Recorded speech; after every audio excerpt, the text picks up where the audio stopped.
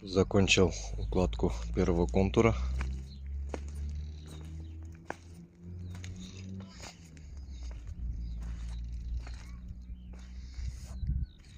Сюда протянем второй контур.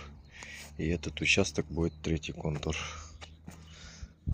На первый контур ушло порядка 135-65 метров.